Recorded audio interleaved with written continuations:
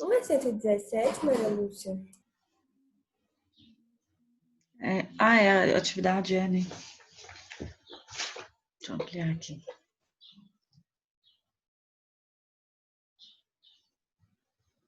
Tô falando 116 é porque eu anotei meu caderno de 116, fiz errado, então.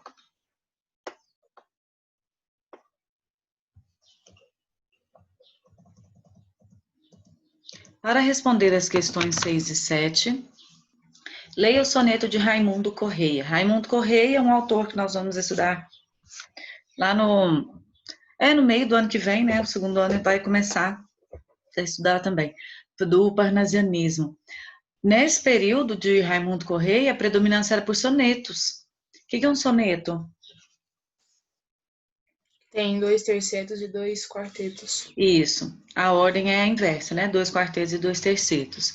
Observem que esse aqui é um soneto. Vocês vão ver também aquela metrificação bem certinha. Observem as rimas. Isso tudo são recursos linguísticos que vão ajudar no texto literário. Por isso que eu estou dizendo isso. O Raimundo Correia ele produz numa época em que essa cobrança por excesso de figuras de linguagem, por rimas, por metrificação, ela era muito presente.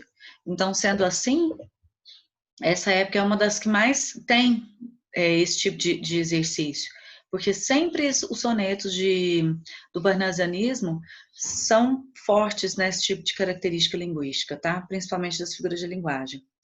Vamos lá, quem vai começar declamando lindamente o poema? Posso nomear? Pode ler? Por favor, Júlia. Embraseia o ocidente na agonia, o sol, aves em bandos destacados, por céus de ouro e púrpura raiados, fogem, fecha-se a pálpebra do dia. Pálpebra.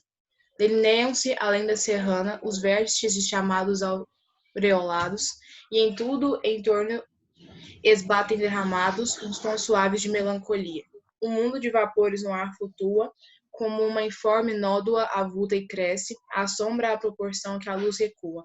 A natureza apática esmaece, pouco a pouco entre as árvores a lua, surge trêmula, trêmula, anoitece.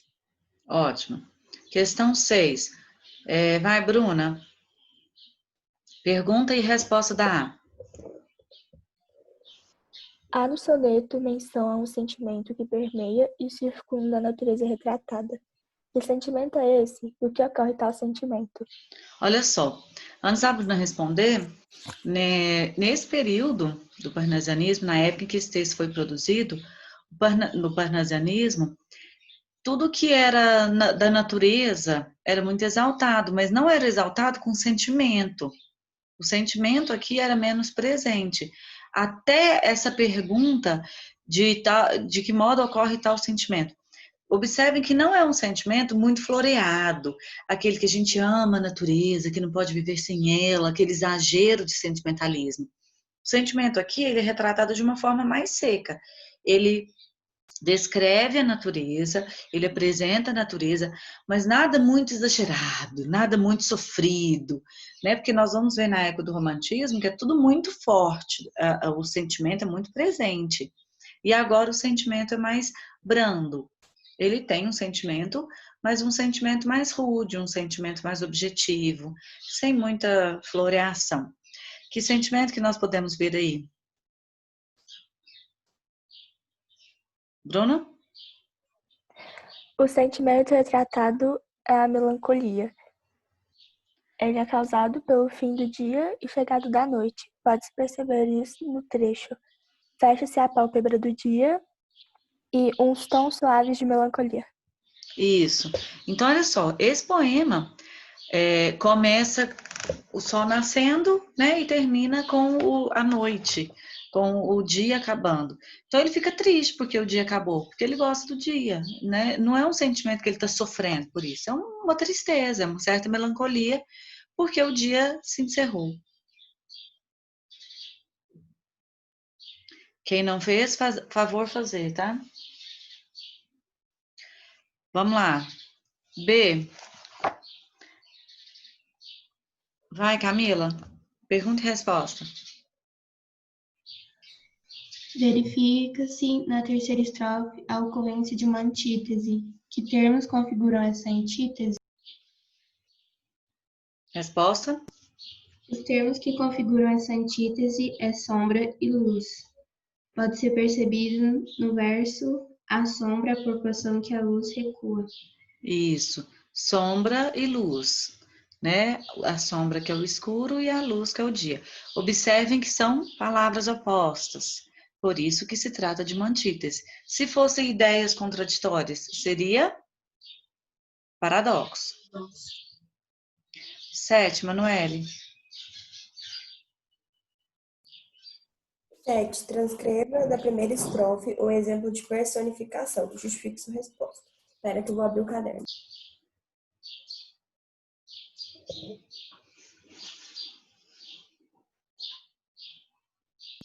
Eu coloquei o exemplo fecha-se a pálpebra do dia, porque significa as características dos seres vivos ao dia a dia.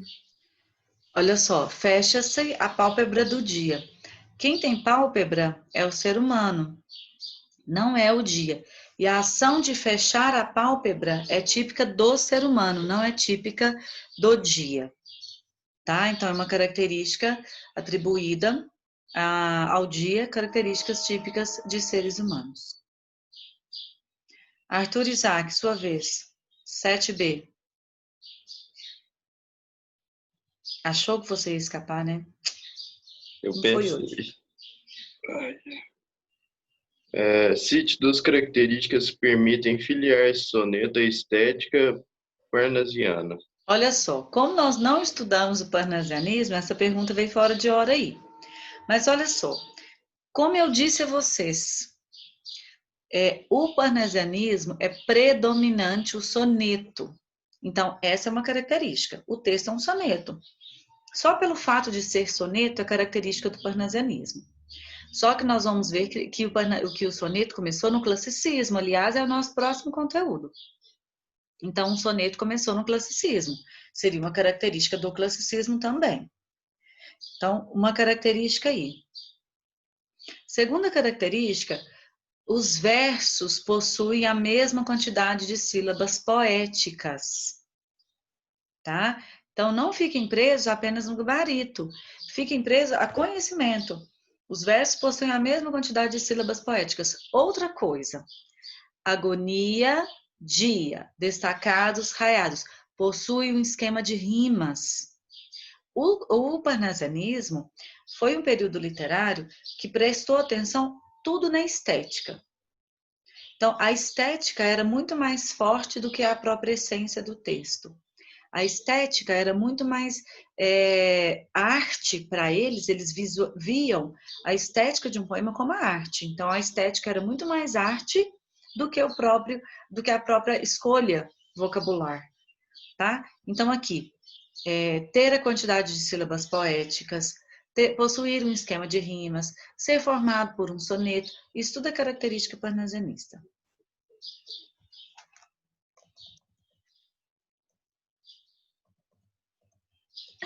Morte e Vida Severina, Alto de Natal Pernambucano. Antes da gente dar sequência, o que significa essa palavrinha aqui, ó, alto?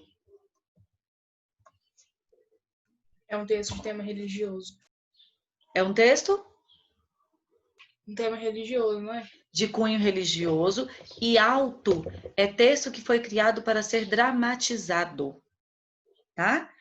Alto, além de ter o cunho religioso, temática religiosa, é um texto que foi produzido para ser dramatizado. Observem que aqui eu tenho um poema, e esse poema ele foi produzido para ser dramatizado.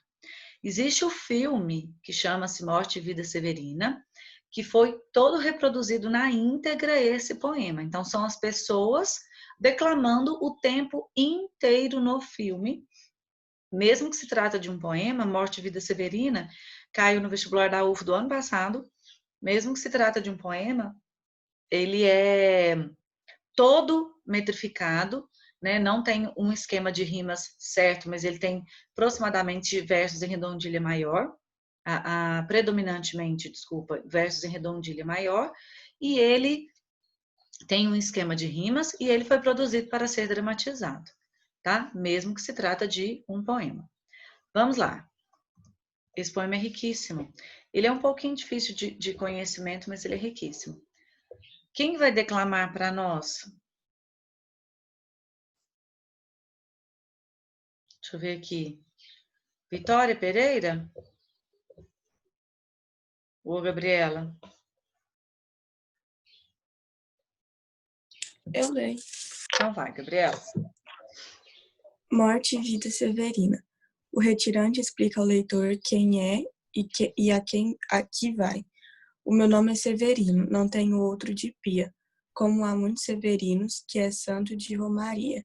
Deram então de me chamar Severino de Maria. Peraí Como só um há muitos pouquinho. Gente, olha para cá. O meu nome é Severino, não tenho outro de pia. O que é pia? É a pia batismal, eu não tenho outro nome de batismo. Eu não tenho sobrenome, meu nome é Severino.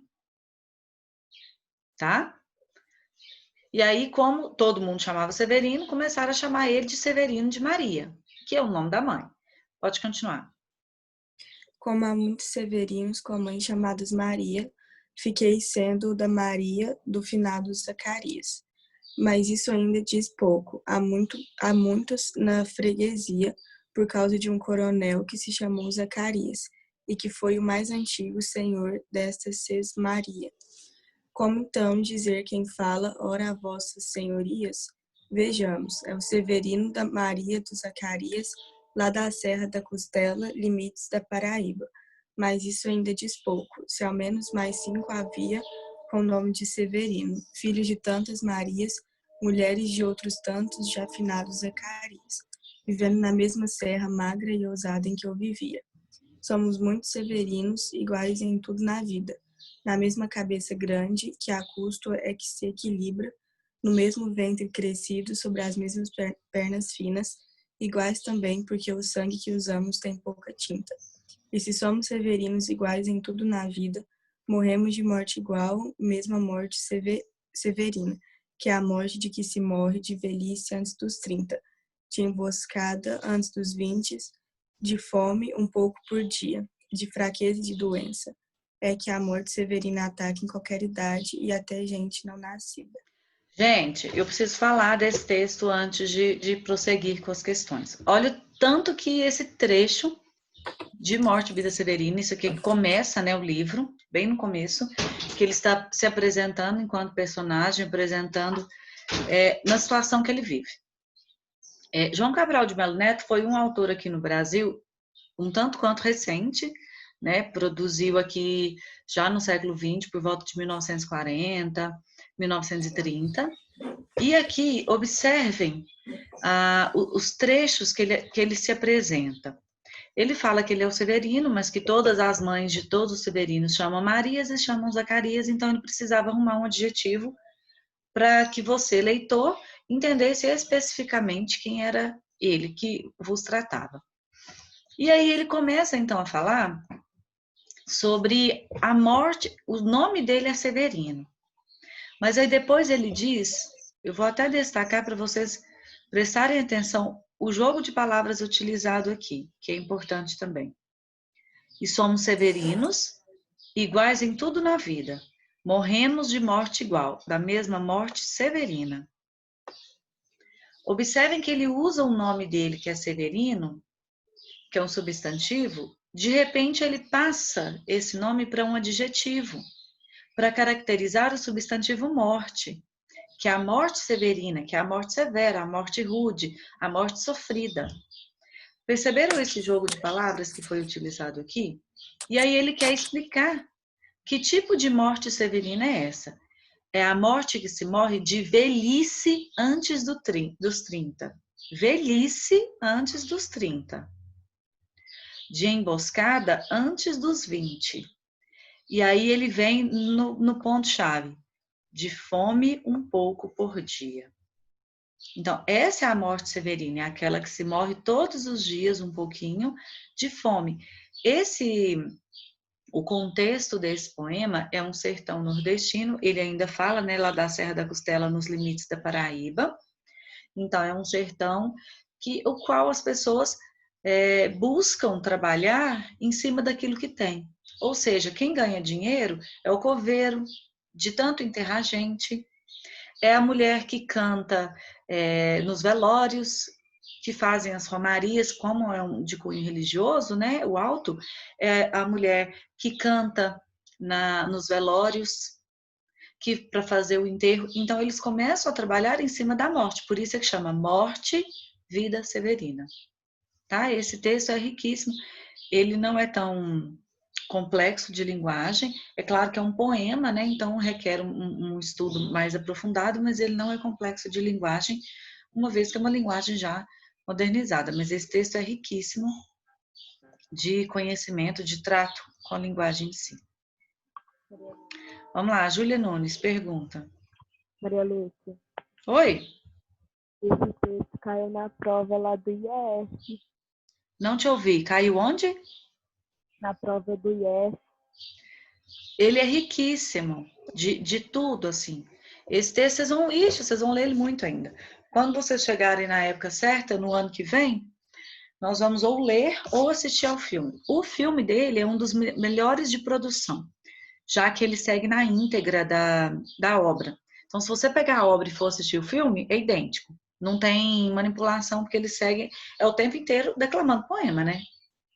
Mas ele é bom, ele é cultural, ele é bem interessante. É claro que sim, tem uns momentos de canto, não é uma cultura atual, um tipo de cultura atual, mas eu acho ele riquíssimo. Gosto muito do jogo de trabalhar do João Cabral de Melo Neto. Inclusive, João Cabral de Melo Neto, vou até pesquisar, mas ele é um autor que morreu assim, eu falo há pouco tempo, mas assim, ele deve ter morrido há uns 20 anos. Ele é um autor bem atual mesmo para nós. Vamos, quem vai fazer a 9, por favor?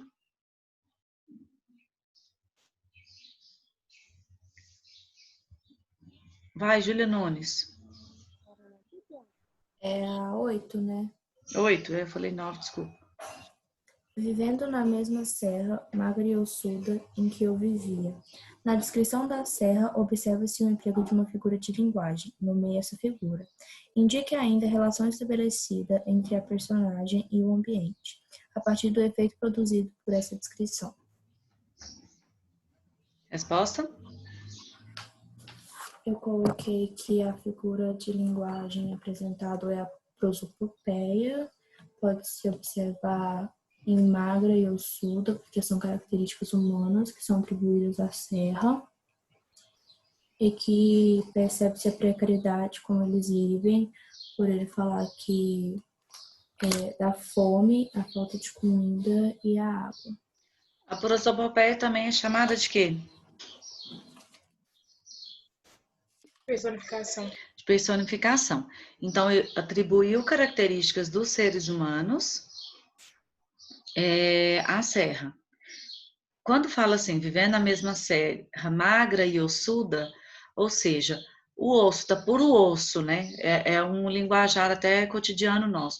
Tá puro osso, tá muito magro, não alimentou, não comeu. Então, é como se a serra adaptasse àquela situação na qual as pessoas vivem. Tá? É como se fosse uma união. A serra é tão magra quanto as pessoas que lá vivem. A serra tá tão no osso puro, passa tanta fome assim como as pessoas que lá vivem. Então tem é como se igualasse a situação da serra e a situação das pessoas que lá viviam. Vamos fazer a 9? Eu sei que vocês não fizeram, mas vamos fazer porque já deixa pronto. Ele é extenso, hein? Vamos lá, leitura. Leia o trecho do livro O Maior Espetáculo da Terra, do biólogo britânico Richard Dawkins. Vai, Tuliana, começa para nós. A seleção natural impele espécies predadoras a tornarem-se cada vez melhores em apanhar presas e, simultaneamente, impele espécies que são caçadas a tornarem-se cada vez melhores em escapar dos caçadores. Predadores e presas apostam uma corrida armamentista evolucionária disputada no tempo evolucionário. Sofia, continua para nós.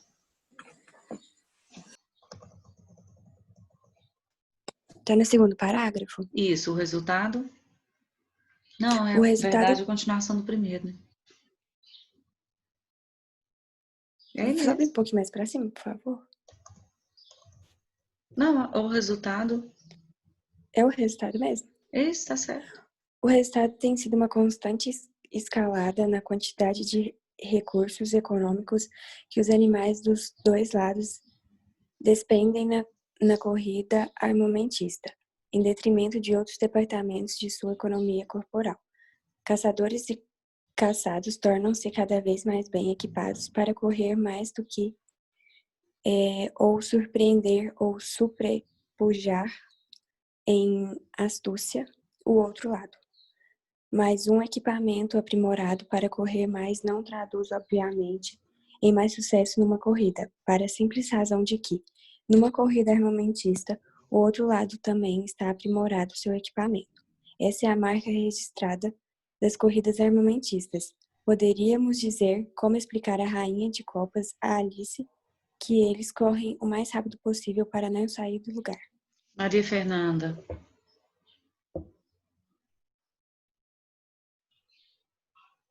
Darwin tinha plena noção das corridas armamentistas revolucionárias, embora não usasse essa expressão.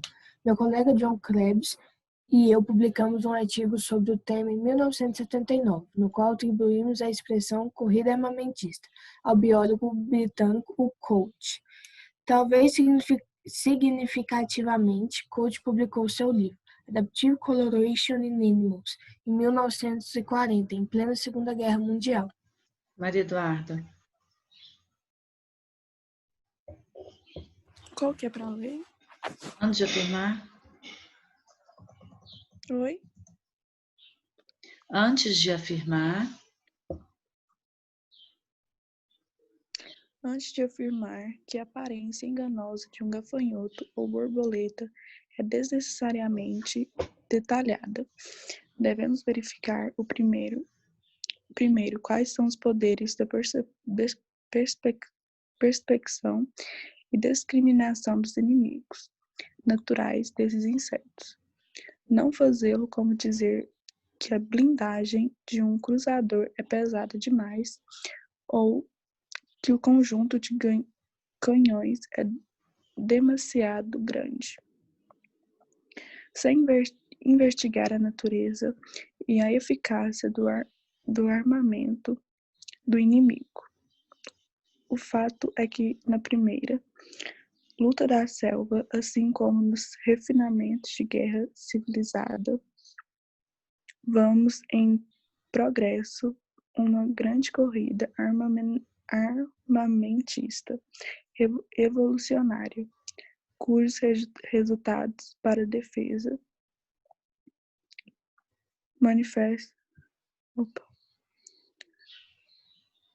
manifestam-se em recursos como velocidade, estado de alerta, cobrança, colação, hábitos subterrâneos, hábitos noturnos, secreções venenosas e gostos nauseantes. E para o ataque em atributos compensadores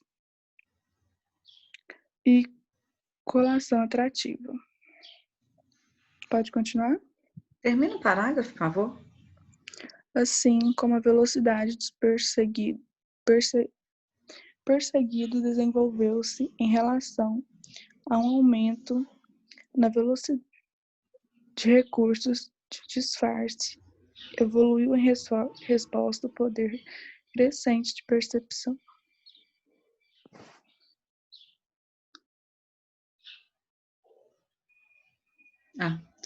Vai, Cecília. Saliento que a corrida armamentista é disputada no tempo evolucionário. Não deve ser confundida com as corridas entre, por exemplo, um guepardo individual e uma gazela individual, que é disputada em tempo real. A corrida no tempo evolucionário é uma corrida que desenvolve equipamento para as corridas em tempo real.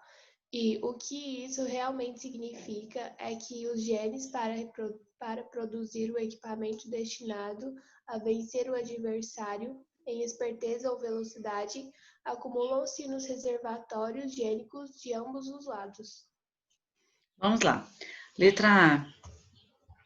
Vai, Arthur Xavier.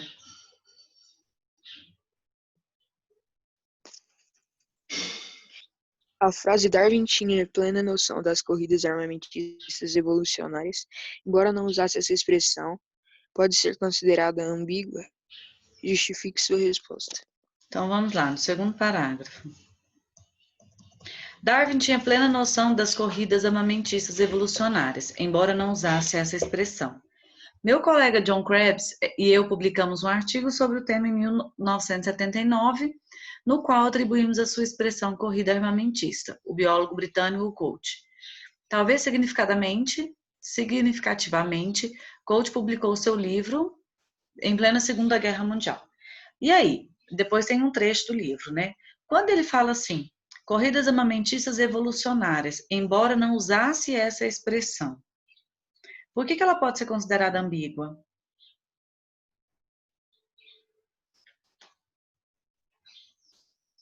Porque ele não conhecia essa expressão ainda?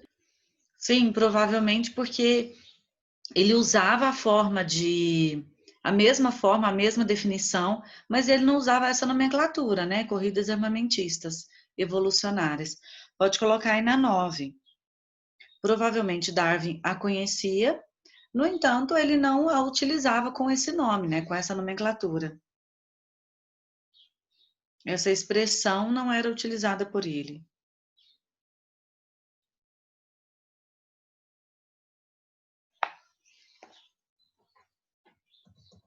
A chamada vai cair. Como que é para colocar na A? Provavelmente Darwin